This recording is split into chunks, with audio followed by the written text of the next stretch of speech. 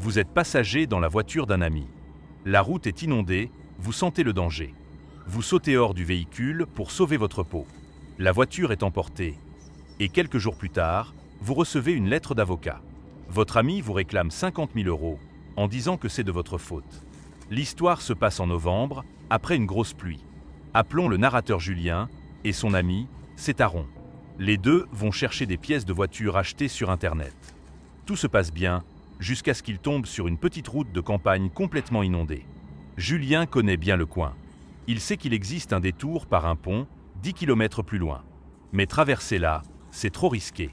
Il le sait, car 20 ans plus tôt, il a déjà failli mourir dans une situation similaire. Julien supplie Aaron de faire demi-tour. Mais Aaron, borné, décide d'accélérer. À ce moment-là, Julien panique. Il ouvre la portière, saute hors de la voiture et s'écarte du flot. Aaron continue, mais il ne va pas loin. En plein milieu de la chaussée, le courant emporte son véhicule. La voiture bascule, fait un tonneau et s'écrase sur la berge, 50 mètres plus bas. Par miracle, Aaron survit. Julien court pour l'aider à sortir. Et là, au lieu de remercier son ami, Aaron l'accuse.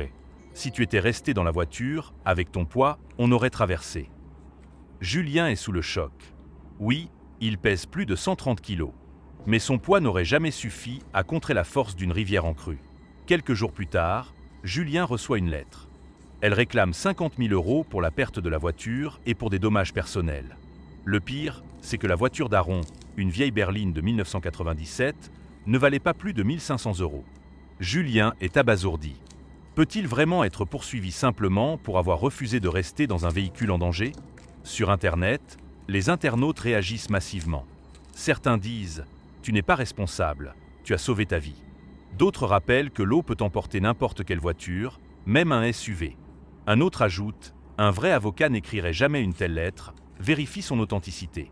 Et il y a aussi l'ironie, comme 630 kilos pouvaient arrêter plusieurs tonnes d'eau en mouvement. C'est de la physique de CM2. Plusieurs témoignages renforcent ce point. Une personne raconte qu'elle a roulé dans seulement 2 cm d'eau et que sa plaque d'immatriculation s'est pliée sous la pression. Alors imagine 50 cm, c'est mortel. Finalement, Julien consulte un vrai avocat. La réponse tombe rapidement. La lettre est un faux. Aaron a tout inventé, utilisant illégalement l'entête d'un cabinet. Confronté, Aaron finit par avouer. Il supplie Julien de ne pas dénoncer son faux document. Mais Julien refuse de se laisser manipuler. L'amitié est morte sur le champ. Au final, Aaron a perdu sa voiture, son ami et sa crédibilité. Tout ça parce qu'il a voulu défier une rivière en crue, puis rejeter la faute sur quelqu'un d'autre. Alors je vous pose la question. À la place de Julien, qu'auriez-vous fait ? Seriez-vous resté dans la voiture ou auriez-vous sauté pour sauver votre vie ?